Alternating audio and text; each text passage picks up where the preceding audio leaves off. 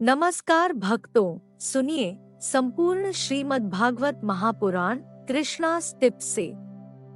ओम नमो भगवते वासुदेवाय। संपूर्ण श्रीमद् भागवत महापुराण चतुर्थ स्कंद अध्याय 16 से लेकर अध्याय 20 तक। संपूर्ण श्रीमद् भागवत महापुराण चतुर्थ स्कंद 16वां अध्याय।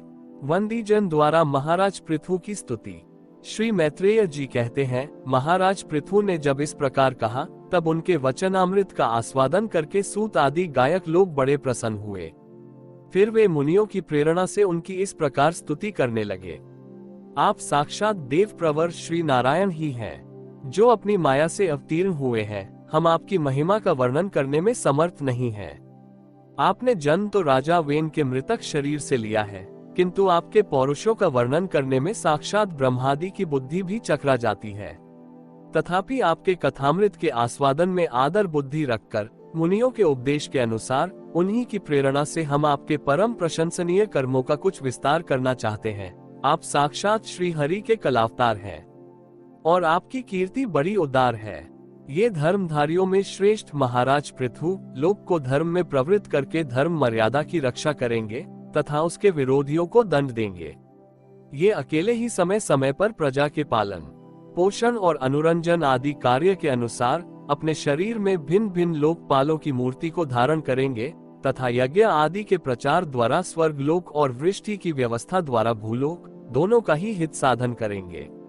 ये सूर्य के समान अलौकिक, महिमान्वित, प्रतापवान और समदर्शी होंगे। जिस प्रकार सूर्य देवता 8 महीने तपते रहकर जल खींचते हैं और वर्षा ऋतु में उसे उड़ेल देते हैं, उसी प्रकार ये कर आदि के द्वारा कभी धन संचय करेंगे और कभी उसका प्रजा के हित के लिए व्यय कर डालेंगे।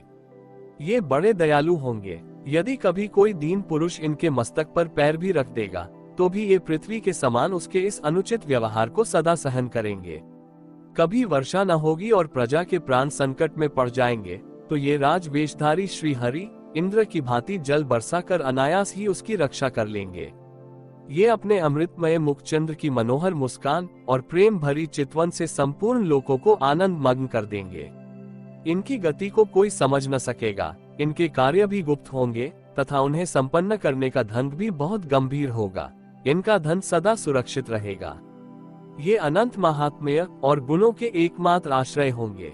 इस प्रकार मनस्वी पृथु साक्षात वरुण के ही समान होंगे। महाराज पृथु वेन रूप अरणी के मंथन से प्रकट हुए अग्नि के समान हैं। शत्रुओं के लिए ये अत्यंत दुर्धर्ष और दुस्सह होंगे। ये उनके समीप रहने पर भी सेनादि से सुरक्षित रहने के कारण बहुत दूर रहने वाले से होंगे। शत्रु कभी इन्हें हरा न सकेंगे।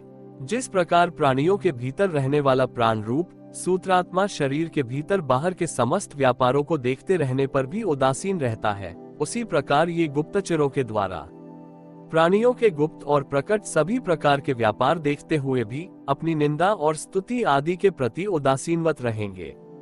ये धर्म मार्ग में स्थित रहकर अपने शत्रु के पुत्र को भी दंडनीय न होने पर कोई दंड न देंगे और दंडनीय होने पर तो अपने पुत्र को भी दंड देंगे।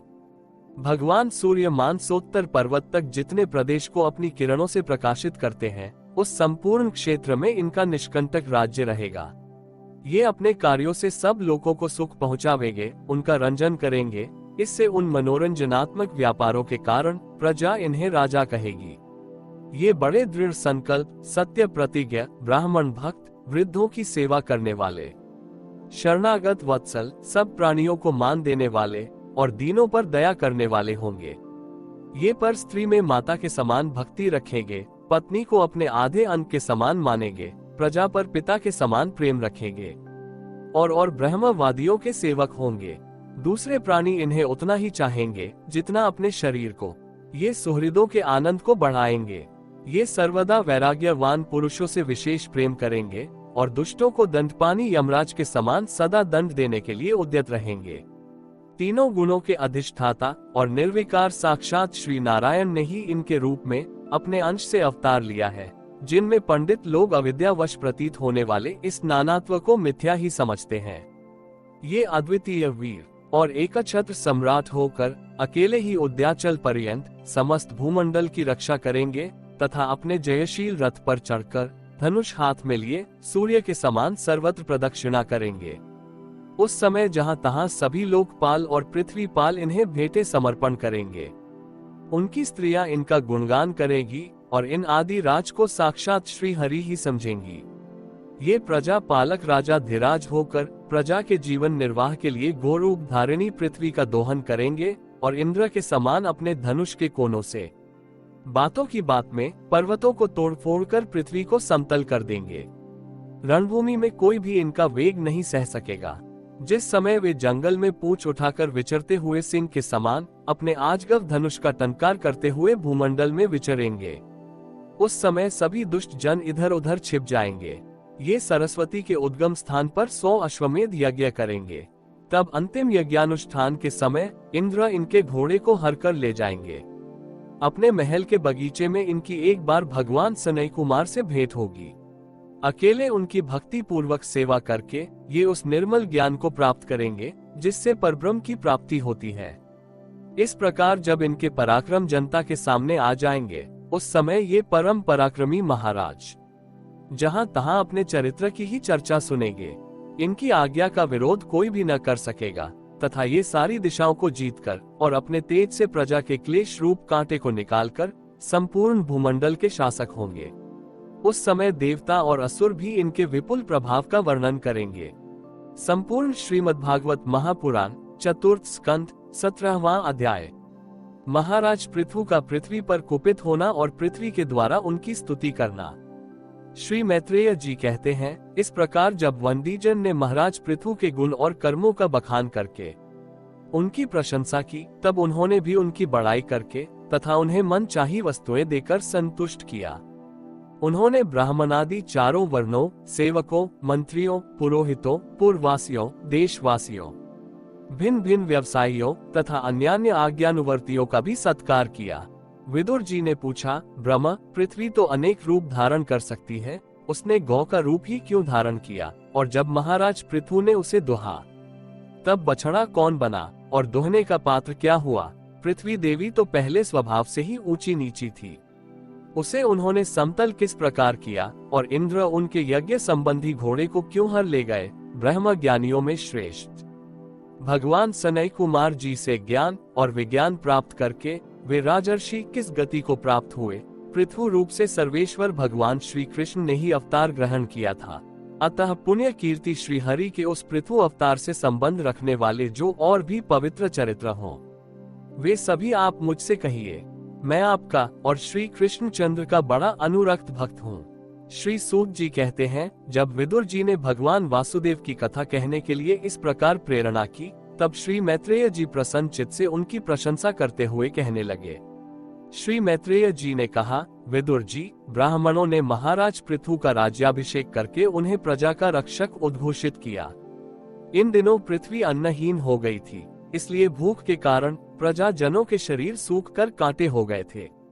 तब वह महाराज पृथु के पास गए और यूं कहने लगे, राजन, जिस प्रकार कोट में सुलगती हुई आग से पेड़ जल जाता है, उसी प्रकार हम पेट की भीषण ज्वाला से जले जा रहे हैं।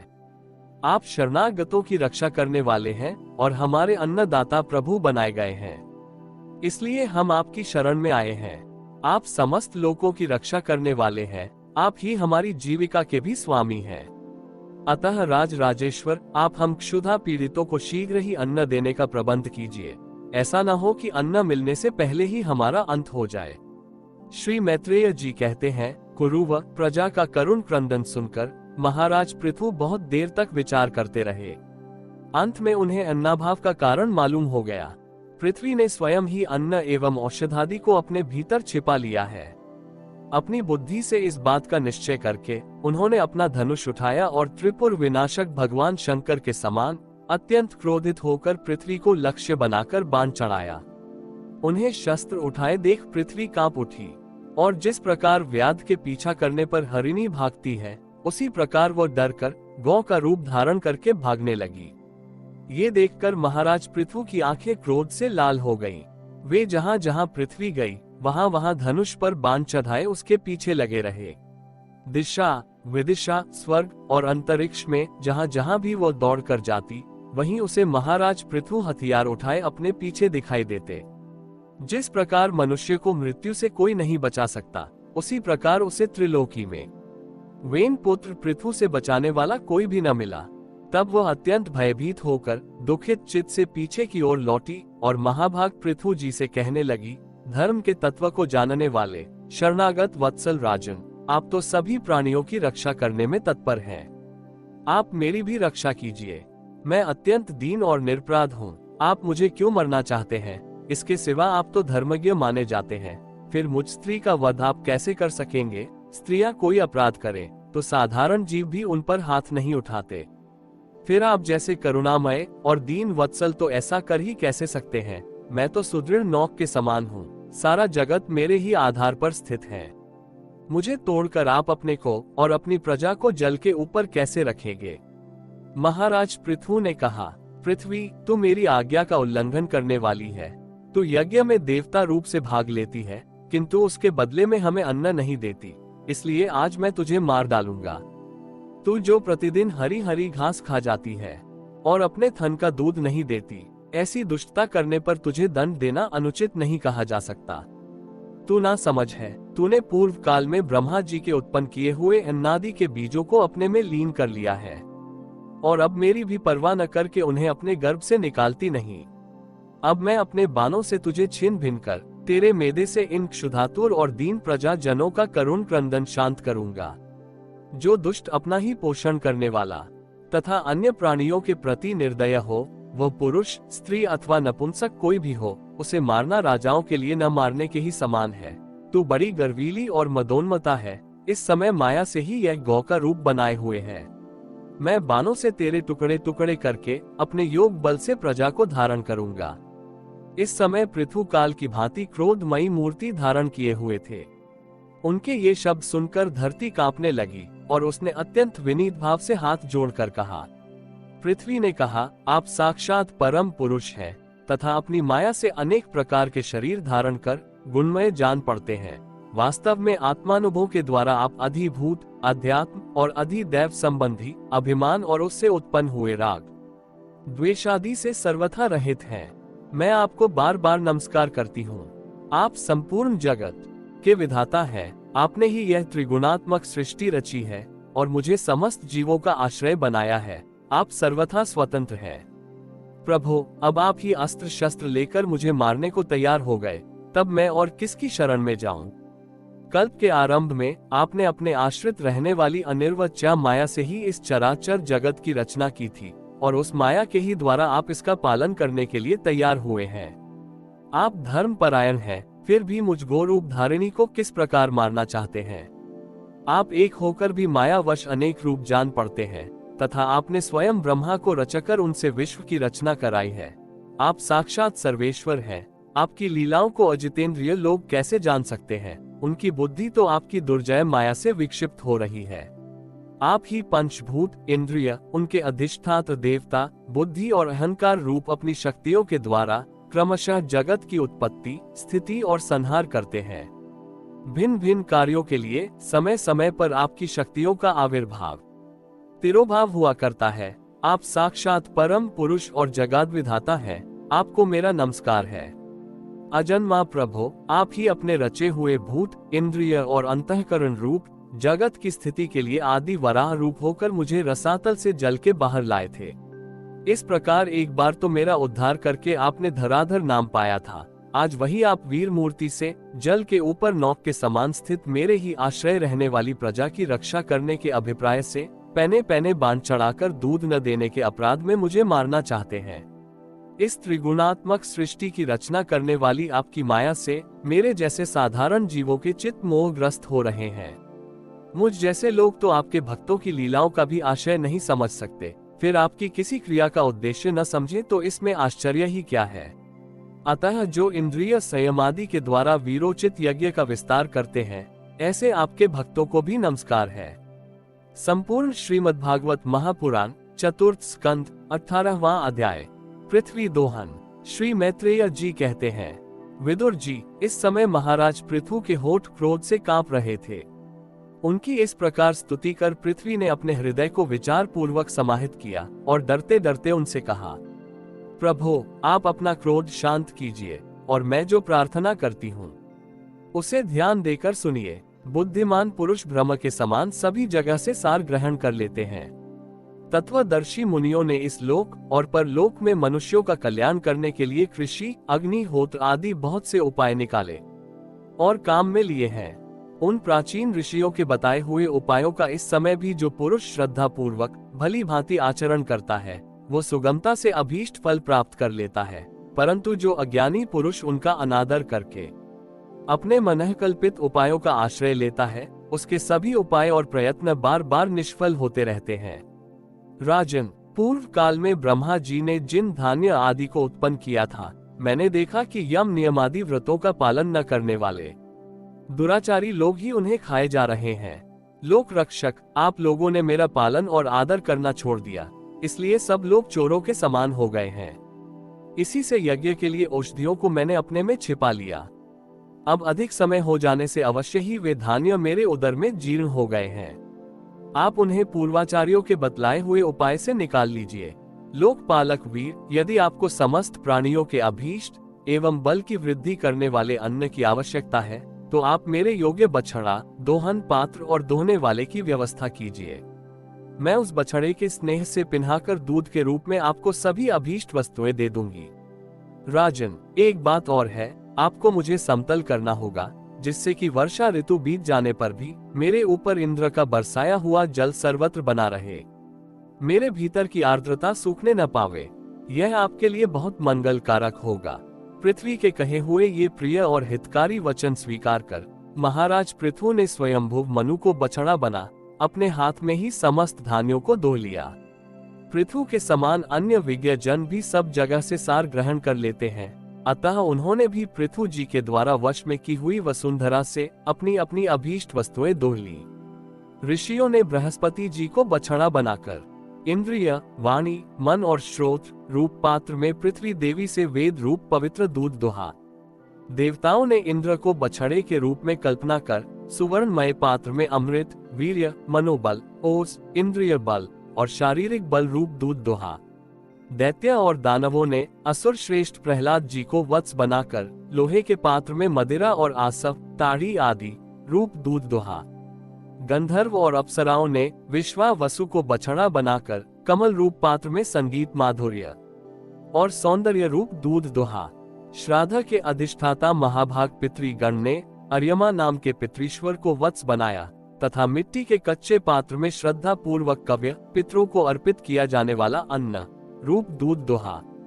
फिर कपिल देव जी को बछड़ा बनाकर आकाश रूप पात्र में सिद्धों ने अनिमादि अष्ट सिद्धि तथा विद्याधरों ने आकाश गमन आदि विद्याओं को दोहा। किम पुरुषादि अन्य मायावियों ने मय दानव को बछड़ा बनाया तथा अंतर्धान होना, विचित्र रूप धारण कर लेना आदि संकल्पमयी मायाओं को दुग्ध रूप से दोहा। इसी प्रकार यक्ष, राक्षस तथा भूत पिशाचादि मांसाहारियों ने भूतनाथ रुद्र को बछड़ा बनाकर कपाल रूप पात्र में रुधिरा स्वरूप दूध दोहा। बिना फन वाले सांप, नाग और बिच्छू आदि विषैले जंतुओं ने तक्षक को बछड़ा बनाकर मुख रूप पात्र में विष रूप दूध दोहा। पशुओं ने भगवान रुद्र के वाहन बैल को वत्स बनाकर वन रूप पात्र में तृण रूप दूध दोहा। बड़ी बड़ी दाढ़ों वाले मांस भक्षी जीवों ने सिंह रूप बछड़े के द्वारा अपने शरीर रूप पात्र में कच्चा मांस रूप दूध दोहा तथा गरुड़ जी को वत्स बनाकर पक्षियों ने कीट पतंग आदि चर और फलादि अचर पदार्थों को दुग्ध रूप से दोहा। वृक्षों ने वट को वत्स बनाकर अनेक प्रकार का रस रूप दूध दोहा और पर्वतों ने हिमालय रूप बछड़े के द्वारा अपने शिखर रूप पात्रों में अनेक प्रकार की धातुओं को दोहा। पृथ्वी तो सभी अभीष्ट वस्तुओं को देने वाली है और इस समय वो पृथु जी के अधीन थी, अतः उससे सभी ने अपनी अपनी जाति के मुखिया को बछड़ा बनाकर अलग अलग पात्रों में भिन्न भिन्न प्रकार के पदार्थों को दूध के रूप में दोह लिया। कुरु श्रेष्ठ विदुर जी, इस प्रकार पृथु आदि सभी अन्न भोजियों ने भिन्न भिन्न दोहन पात्र और वत्सों के द्वारा अपने अपने विभिन्न अन्न रूप दूध पृथ्वी से दोहे। इससे महाराज पृथु ऐसे प्रसन्न हुए कि सर्व काम दोहा पृथ्वी के प्रति उनका पुत्री के समान स्नेह हो गया और उसे उन्होंने अपनी कन्या के रूप में स्वीकार कर लिया। फिर राजाधिराज पृथु ने अपने धनुष की नोक से पर्वतों को फोड़कर इस सारे भूमंडल को प्रायः समतल कर दिया। वे पिता के समान अपनी प्रजा के पालन पोषण की व्यवस्था में लगे हुए थे। उन्होंने इस समतल भूमि में प्रजा वर्ग के लिए जहां तहां यथा योग्य निवास स्थानों का विभाग किया। अनेकों गांव, कस्बे, नगर, दुर्ग, आइरों की बस्ती, पशुओं के रहने के स्थान, छावनियां, खाने, किसानों के गांव और पहाड़ों की तलहटी के गांव बसाए। महाराज पृथु से पहले इस पृथ्वी तल पर पुर ग्रामादि का विभाग नहीं था। सब लोग अपने अपने सुविधे के अनुसार बेखटे जहां तहां बस जाते थे।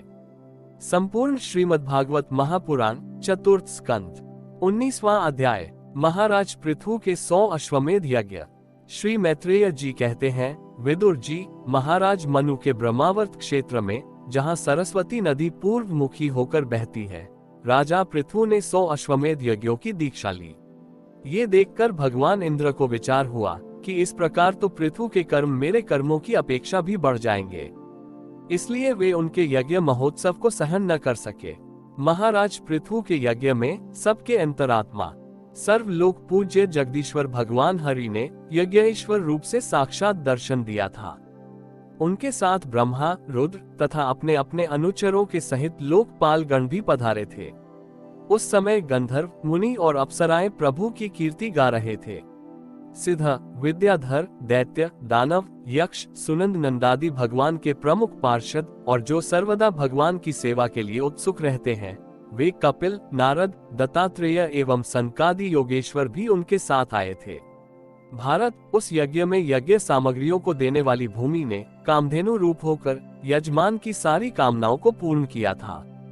नदियां दाख और ईख आदि सब प्रकार के रसों को बहा लाती थीं तथा जिनके मधु चूता रहता था। ऐसे बड़े बड़े वृक्ष दूध, दही, अन्न और घृत आदि तरह तरह की सामग्री समर्पण करते थे। समुद्र बहुत सी रत्न राशियां, पर्वत भक्ष्य, भोज्य, चोष्य और लेह्य, 4 प्रकार के अन्न तथा लोकपालों के सहित संपूर्ण लोक तरह तरह के उपहार उन्हें संपन्न करते थे। महाराज पृथु तो एकमात्र श्री हरि को ही अपना प्रभु मानते थे। उनकी कृपा से उस यज्ञानुष्ठान में उनका बड़ा उत्कर्ष हुआ, किंतु ये बात देवराज इंद्र को सहन न हुई और उन्होंने उसमें विघ्न डालने की भी चेष्टा की। जिस समय महाराज पृथु अंतिम यज्ञ द्वारा भगवान यज्ञपति की आराधना कर रहे थे, इंद्र ने ईर्ष्यावश गुप्त रूप से उनके यज्ञ का घोड़ा हर लिया। इंद्र ने अपनी रक्षा के लिए कवच रूप से पाखंड वेश धारण कर लिया था, जो अधर्म में धर्म का भ्रम उत्पन्न करने वाला था, जिसका आश्रय लेकर पापी पुरुष भी धर्मात्मा सा जान पड़ता था। इस वेश में वे घोड़े को लिए बड़ी शीघ्रता से आकाश मार्ग से जा रहे थे कि उन पर भगवान अत्रि की दृष्टि पड़ गई। उनके कहने से महाराज पृथु का महारथी पुत्र इंद्र को मारने के लिए उनके पीछे दौड़ा और बड़े क्रोध से बोला, अरे खड़ा रहा, खड़ा रह।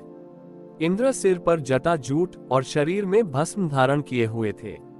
उनका ऐसा वेश देखकर पृथु कुमार ने उन्हें मूर्तिमान धर्म समझा, इसलिए उन पर बाण नहीं छोड़ा। जब वह इंद्र पर वार किए बिना ही लौट आया, तब महर्षि अत्रि ने पुनः उसे इंद्र को मारने के लिए आज्ञा दी। वत्स, इस देवताधम इंद्र ने तुम्हारे यज्ञ में विघ्न डाला है, तुम इसे मार डालो। अत्रि मुनि के इस प्रकार उत्साहित करने पर पृथु कुमार क्रोध में भर गया। इंद्र बड़ी तेजी से आकाश में जा रहे थे। उनके पीछे वह इस प्रकार दौड़ा जैसे रावण के पीछे जटायु। स्वर्गपति इंद्र उसे पीछे आते देख उस वेश और घोड़े को छोड़कर वहीं अंतर्धान हो गए और वह वीर अपना यज्ञ पशु लेकर पिता की यज्ञशाला में लौट आया। शक्तिशाली विदुर जी, उसके इस अद्भुत पराक्रम को देखकर महर्षियों ने उसका नाम विजिताश्व रखा। यज्ञ पशु को चशाल और यूप में बांध दिया गया था। शक्तिशाली इंद्र ने घोर अंधकार फैला दिया और उसी में छिपकर वे फिर उस घोड़े को उसकी सोने की जंजीर समेत ले गए। अत्रि मुनि ने फिर उन्हें आकाश में तेजी से जाते दिखा दिया, किंतु उनके पास कपाल और खटवान देखकर पृथु पुत्र ने उनके मार्ग में कोई बाधा न डाली। तब अत्रि ने राजकुमार को फिर उकसाया और उसने गुस्से में भरकर इंद्र को लक्ष्य बनाकर अपना बाण चढ़ाया। ये देखते ही देवराज उस वेश और घोड़ों को छोड़कर वहीं अंतर्धान हो गए। वीर विजिताश्व अपना घोड़ा लेकर पिता की यज्ञशाला में लौट गया। तब से इंद्र के उस निंदित वेश को मंद बुद्धि पुरुषों ने ग्रहण कर लिया। इंद्र ने अश्वहरण की इच्छा से जो रूप धारण किए थे, वे पाप के खंड होने के कारण पाखंड कहलाए। यहाँ खंड शब्द चिन्ह का वाचक है।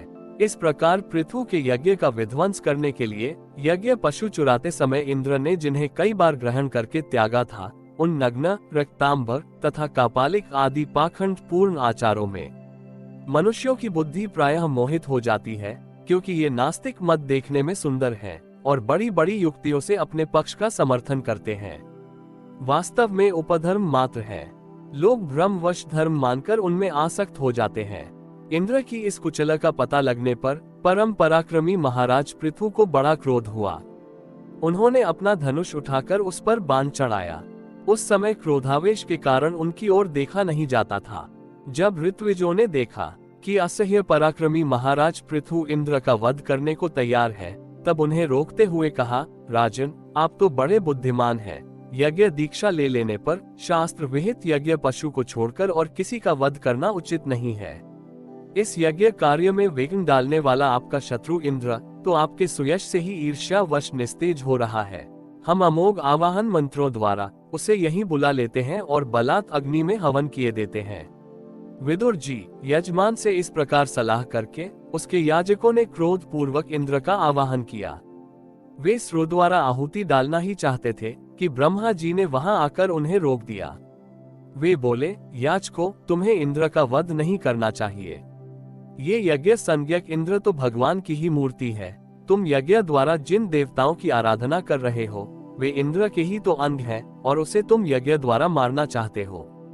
पृथु के इस यज्ञानुष्ठान में विघ्न डालने के लिए इंद्र ने जो पाखंड फैलाया है वो धर्म का उच्छेदन करने वाला है। इस बात पर तुम ध्यान दो।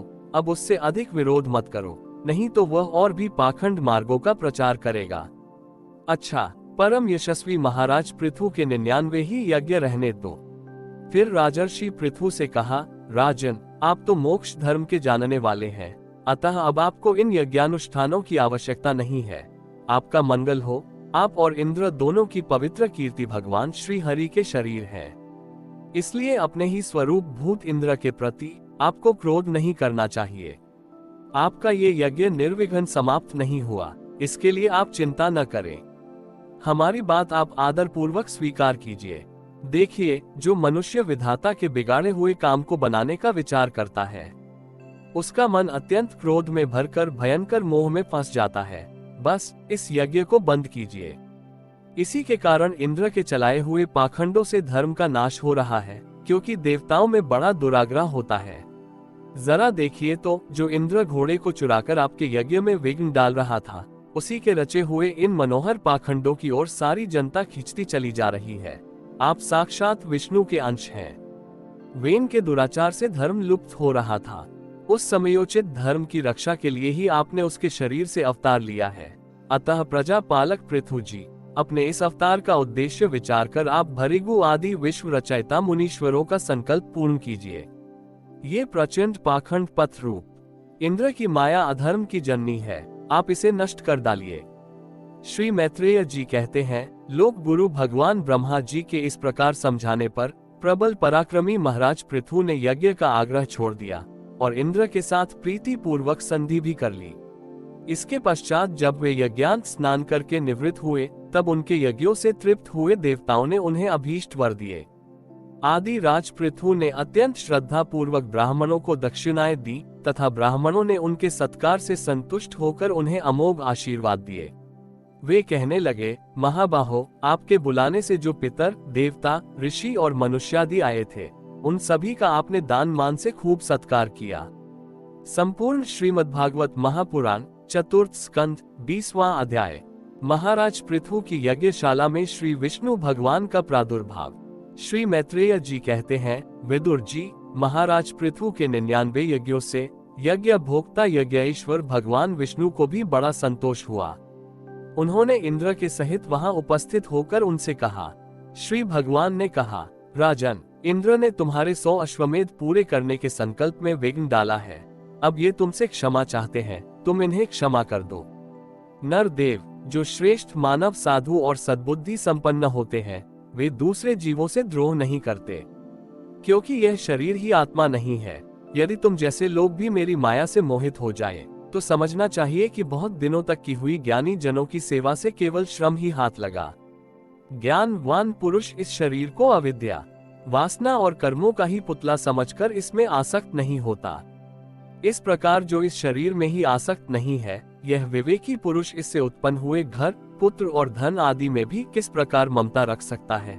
यह आत्मा एक शुद्ध, स्वयं प्रकाश, निर्गुण, गुणों का आश्रय स्थान, सर्वव्यापक, आवरण शून्य, सबका साक्षी एवं अन्य आत्मा से रहित है, अतएव शरीर से भिन्न है। जो पुरुष इस देह स्थित आत्मा को इस प्रकार शरीर से भिन्न जानता है, वो प्रकृति से संबंध रखते हुए भी उसके गुणों से लिप्त नहीं होता, क्योंकि उसकी स्थिति मुझ परमात्मा में रहती है।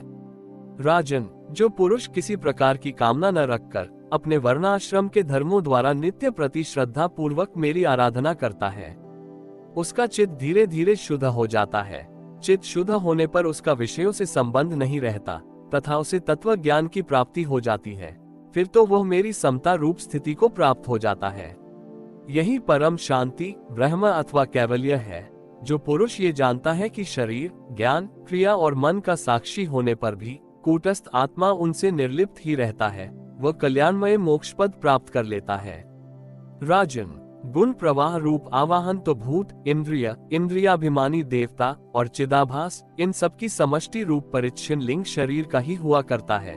इसका सर्व साक्षी आत्मा से कोई संबंध नहीं है। मुझ में दृढ़ अनुराग रखने वाले बुद्धिमान पुरुष संपत्ति और विपत्ति प्राप्त होने पर कभी हर्ष, शोकादि विकारों के वशीभूत नहीं होते। इसलिए वीर वर, तुम उत्तम, मध्यम और अधम पुरुषों में समान भाव रखकर सुख दुख को भी एक सा समझो तथा मन और इंद्रियों को जीतकर मेरे ही द्वारा जुटाए हुए मंत्री आदि समस्त राजकीय पुरुषों की सहायता से संपूर्ण लोकों की रक्षा करो। राजा का कल्याण प्रजा पालन में ही है, इससे उसे परलोक में प्रजा के पुण्य का छठा भाग मिलता है। इसके विपरीत जो राजा प्रजा की रक्षा तो नहीं करता किंतु उससे कर वसूल करता जाता है, उसका सारा पुण्य तो प्रजा छीन लेती है और बदले में उसे प्रजा के पाप का भागी होना पड़ता है। ऐसा विचार कर यदि तुम श्रेष्ठ ब्राह्मणों की सम्मति और पूर्व परंपरा से प्राप्त हुए धर्म को ही मुख्यतः अपना लो और कहीं भी आसक्त न होकर इस पृथ्वी का न्याय पूर्वक पालन करते रहो, तो सब लोग तुमसे प्रेम करेंगे और कुछ ही दिनों में तुम्हें घर बैठे ही सनकादि सिद्धों के दर्शन होंगे। राजन, तुम्हारे गुणों ने और स्वभाव ने मुझको वश में कर लिया है, अतः तुम्हें जो इच्छा हो मुझसे वर मांग लो। उन क्षमा आदि गुणों से रहित यज्ञ, तप अथवा योग के द्वारा मुझको पाना सरल नहीं है। मैं तो उन्हीं के हृदय में रहता हूँ जिनके चित्त में समता रहती है। श्री मैत्रेय जी कहते हैं, विदुर जी, सर्वलोक गुरु श्री हरि के इस प्रकार कहने पर जगद्विजयी महाराज पृथु ने उनकी आज्ञा शिरोधार्य की। देवराज इंद्र अपने कर्म से लज्जित होकर उनके चरणों पर गिरना ही चाहते थे कि राजा ने उन्हें प्रेम पूर्वक हृदय से लगा लिया और मनोमालिन्य निकाल दिया।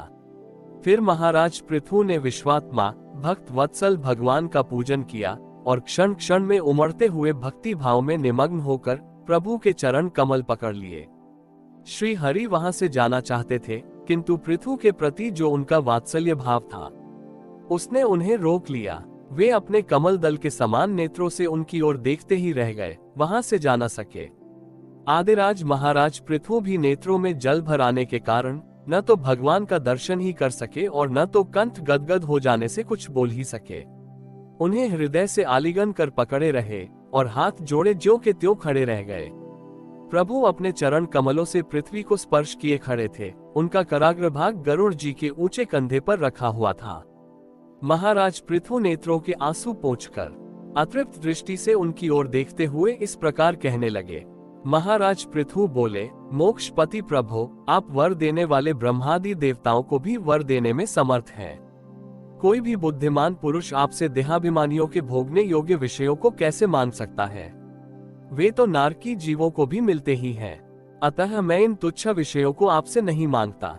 मुझे तो उस मोक्ष पद की भी इच्छा नहीं है जिसमें महापुरुषों के हृदय से उनके मुख द्वारा निकला हुआ आपके चरण कमलों का मकरंद नहीं है, जहां आपकी कीर्ति कथा सुनने का सुख नहीं मिलता। इसलिए मेरी तो यही प्रार्थना है कि आप मुझे 10,000 कान दे दीजिए, जिनसे मैं आपके लीला गुणों को सुनता ही रहूं। पुण्य कीर्ति प्रभो, आपके चरण कमल मकरंद रूपी अमृत कणों को लेकर महापुरुषों के मुख से जो वायु निकलती है उसी में इतनी शक्ति होती है कि वो तत्व को भूले हुए हम कुयोगियों को पुनः तत्व ज्ञान करा देती है। अतएव हमें दूसरे वरों की कोई आवश्यकता नहीं है।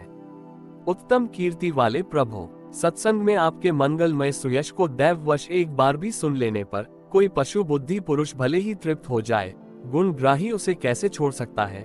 सब प्रकार के पुरुषार्थों की सिद्धि के लिए स्वयं लक्ष्मी जी भी आपके सुयश को सुनना चाहती हैं।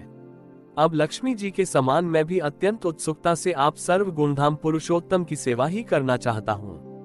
किंतु ऐसा न हो कि एक ही पति की सेवा प्राप्त करने की होड़ होने के कारण आपके चरणों में ही मन को एकाग्र करने वाले हम दोनों में कलह छिड़ जाए। जगदीश्वर जगत जननी लक्ष्मी जी के हृदय में मेरे प्रति विरोध भाव होने की संभावना तो है ही, क्योंकि जिस आपके सेवा कार्य में उनका अनुराग है उसी के लिए मैं भी लालायित हूँ। किंतु आप दीनों पर दया करते हैं, उनके तुच्छ कर्मों को भी बहुत करके मानते हैं, इसलिए मुझे आशा है कि हमारे झगड़े में भी आप मेरा ही पक्ष लेंगे। आप तो अपने स्वरूप में ही रमण करते हैं, आपको भला लक्ष्मी जी से भी क्या लेना है। इसी से निष्काम महात्मा ज्ञान हो जाने के बाद भी आपके भजन करते हैं। आप में माया के कार्य अहंकारदि का सर्वथा अभाव है। भगवान, मुझे तो आपके चरण कमलों का निरंतर चिंतन करने के सिवा सत्पुरुषों का कोई और प्रयोजन ही नहीं जान पड़ता। मैं भी बिना किसी इच्छा के आपका भजन करता हूँ। आपने जो मुझसे कहा कि वर मांग, सो आपकी इस वाणी को तो मैं संसार को मोह में डालने वाली ही मानता हूँ। यही क्या, आपकी वेद रूपा वाणी ने भी तो जगत को बांध रखा है। यदि उस वेद वाणी रूप रस्सी से लोग बंधे न होते तो वे मोहवश सकाम कर्म क्यों करते। प्रभो, आपकी माया से ही मनुष्य अपने वास्तविक स्वरूप आपसे विमुख होकर अज्ञानवश अन्य स्त्री पुत्रादि की इच्छा करता है। फिर भी जिस प्रकार पिता पुत्र की प्रार्थना की अपेक्षा न रखकर अपने आप ही पुत्र का कल्याण करता है, उसी प्रकार आप भी हमारी इच्छा की अपेक्षा न करके हमारे हित के लिए स्वयं ही प्रयत्न करें। श्री मैत्रेय जी कहते हैं, आदिराज पृथु के इस प्रकार स्तुति करने पर सर्व साक्षी श्री हरि ने उनसे कहा, राजन, तुम्हारी मुझ में भक्ति हो। बड़े सौभाग्य की बात है कि तुम्हारा चित्त इस प्रकार मुझ में लगा हुआ है। ऐसा होने पर तो पुरुष सहज में ही मेरी उस माया को पार कर लेता है, जिसको छोड़ना या जिसके बंधन से छूटना अत्यंत कठिन है। अब तुम सावधानी से मेरी आज्ञा का पालन करते रहो। प्रजा पालक नरेश, जो पुरुष मेरी आज्ञा का पालन करता है उसका सर्वत्र मंगल होता है। श्री मैत्रेय जी कहते हैं, विदुर जी, इस प्रकार भगवान ने राजर्षि पृथु के सार गर्भित वचनों का आदर किया। फिर पृथु ने उनकी पूजा की और प्रभु उन पर सब प्रकार कृपा कर वहां से चलने को तैयार हुए। महाराज पृथु ने वहां जो देवता, ऋषि, पितर, गंधर्व, सिद्ध, चारण, नाग, किन्न, अप्सरा, मनुष्य और पक्षी आदि अनेक प्रकार के प्राणी एवं भगवान के पार्षद आए थे, उन सभी का भगवत बुद्धि से भक्ति पूर्वक वाणी और धन के द्वारा हाथ जोड़कर पूजन किया। इसके बाद वे सब अपने अपने स्थानों को चले गए। भगवान अच्युत भी राजा पृथु एवं उनके पुरोहितों का चित्त चुराते हुए अपने धाम को सिधारे। तदनंतर अपना स्वरूप दिखाकर अंतर्धान हुए। अव्यक्त स्वरूप देवाधिदेव भगवान को नमस्कार करके राजा पृथु भी अपनी राजधानी में चले आए। हरि ओम तत्सत। इति श्रीमद्भागवत महापुराण चतुर्थ स्कंद अध्याय 16 से लेकर अध्याय 20 तक संपूर्ण।